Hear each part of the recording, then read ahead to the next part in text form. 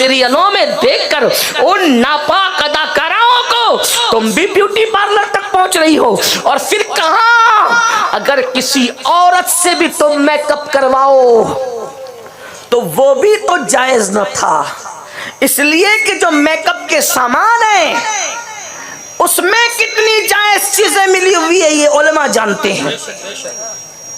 वो अल्कोहल की आमेजिश, वो शराब की आमेजिश, हमारे उलमा के नजदीक तो अल्कोहल शराब की ही हुक्म में है। तुम अपने चेहरों पे लगाती हो, अपने चेहरों की अहमियत को समझो। अगर कोई औरत भी तुम्हारा इन नाजायज हराम चीजों से मेकअप कराए तो भी तुम जहन्नमी बन रही हो।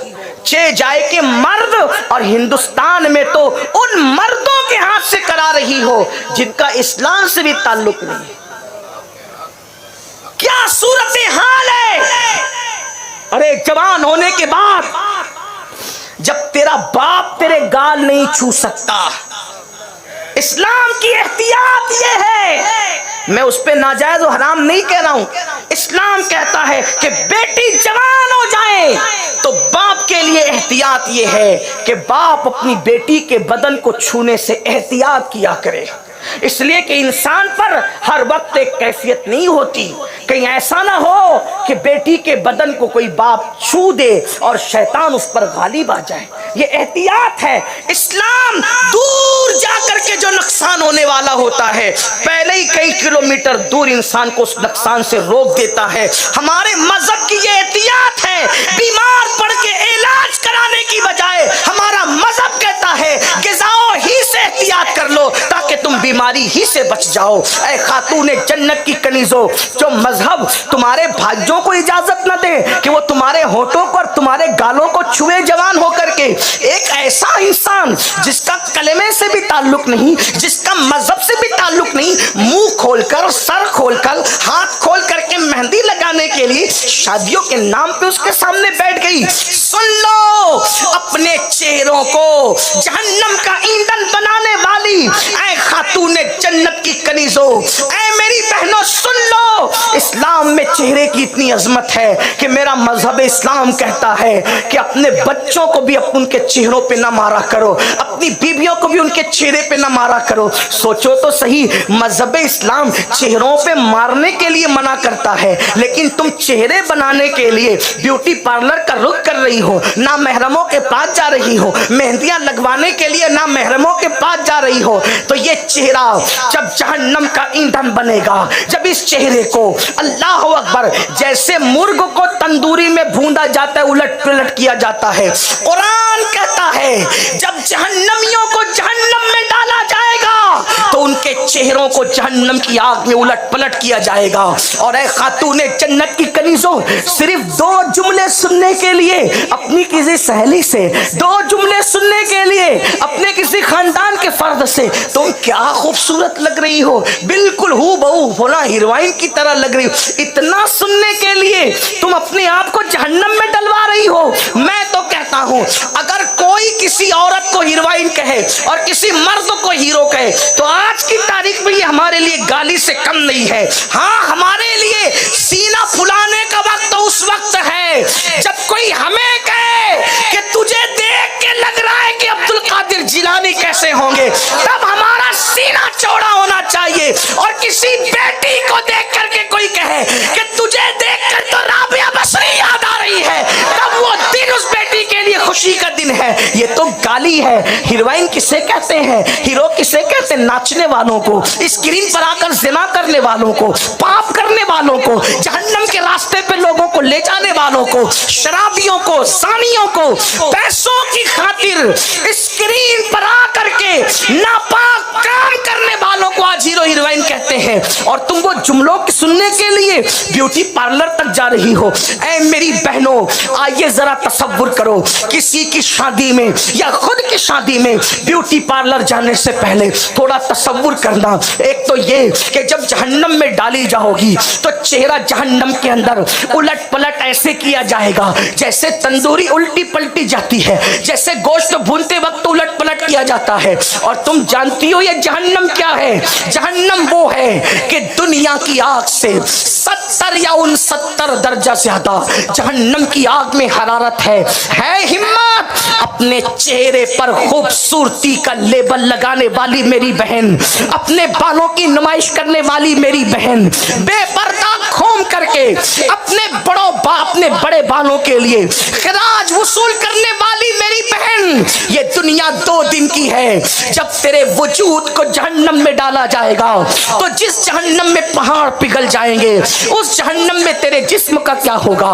جس جہنم سے نبیوں نے پناہ مانگی اس جہنم میں تیرے جسم کا کیا ہوگا؟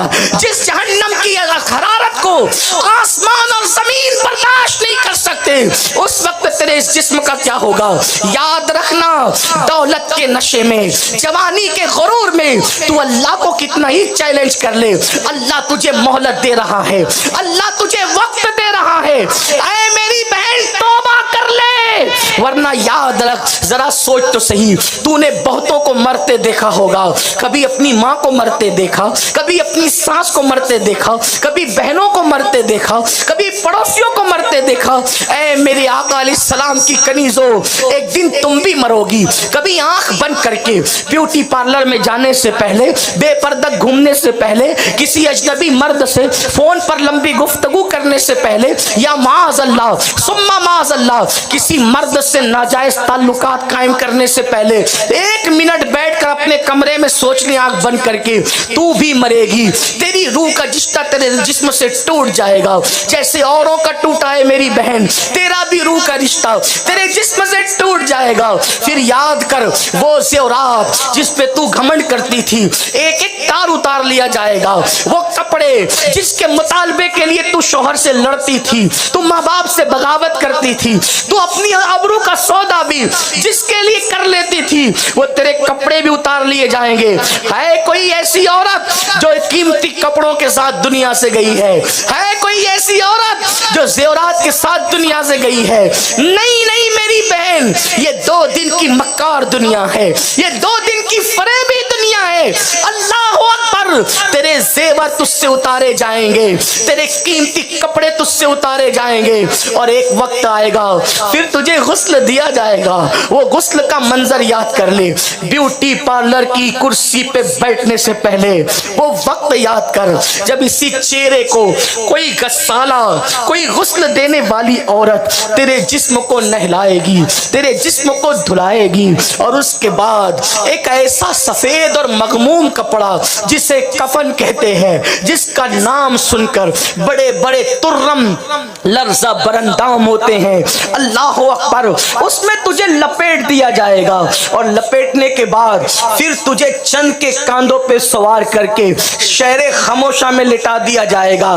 قیمتی محلوں کا ایڈریس دیتے وقت غرور کرنے والی میری بہن، تیرے اصل گھر کا پتہ قبرستان ہے، تیرے اصل گھر کا پتہ شہر خاموشہ ہے، تیرے اصل گھر کا پتہ قبر ہے، قبر، اتنی چھوٹی سی قبر جسے 2 گز زمین کہتے ہیں، جہاں نیچے بھی مٹی ہے، اوپر بھی مٹی ہے، دائیں بھی مٹی ہے، بائیں بھی مٹی ہے، آگے بھی مٹی اور پیچھے بھی مٹی۔ یہاں باپ اور ماں کی آگوش میں سونے والیوں، یہاں شوہر کی آگوش میں اللہ اکبر محبت کا لطف لے کر خدا کو بھولنے والیوں، اور بڑھ کر کے بڑی معذرت کے ساتھ کہہ دوں بلکہ اب تو ناجائز گود کے اندر گناہ کی لذتوں کی خاطر خدا کو جنگ کا چیلنج کرنے والی خواتین، اس قبر کی تاریک رات کو یاد کر، جس کو یاد کر کے جنتی لوگ روتے رہے،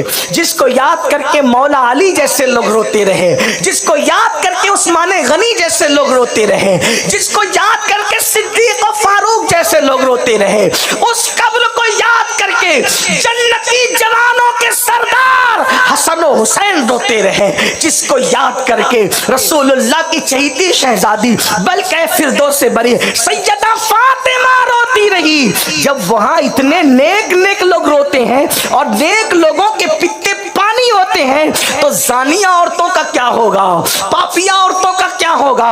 اللہ اکبر، وہ خواتین خواتین جو شادیوں کے موقع پر آپ مہندی کے نام پر اپنا ہاتھ کسی نامحرم کے ہاتھ میں دے دے، تمہیں شرم نہ آئی؟ اللہ کے نبی کا یہ فرمان تمہارے کانوں تک نہ پہنچا؟ میرے آقا فرماتے ہیں جس عورت کا ہاتھ کسی مرد کے ہاتھ سے ٹچ ہو جائے اس پہ سب سے زیادہ اگر کسی کا حق ہے تو جہنم کے دہکتے ہوئے شعلوں کا حق ہے۔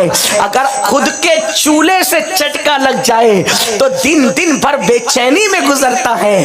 جب کسی کے ہاتھ میں مہندی کی شکل میں تم نے اپنا ہاتھ دیا، اور میں تو اگر وہ مرد موجود ہوتے بے غیرت بے شرم مرد تو ان کو پکار پکار کر کہتا تمہاری غیرت کہاں گئی؟ محلے میں کوئی ترچی نظر سے دیکھے تو اس کا مرڈر کرنے بھاگتے ہو، اور مہندی کے نام پر غیر محرموں کے مانڈیوں پہ اپنی بیٹی اور بیوی اور اپنی بہن کا ہاتھ رکھتے ہوئے ان کی غیرت کہاں چلی جاتی ہے؟ اے خاتون جنت کی کنیزوں، اللہ کے رسول فرماتے ہیں حیا کے ذریعے سے ایمان ناپا جائے گا، جس میں جتنی حیا ہوگی اس کا ایمان اتنا مضبوط ہوگا، اور جو جتنا بے حیا ہوگا وہ اتنا ہی بے ایمان ہوگا۔ کہاں گیا ایمان؟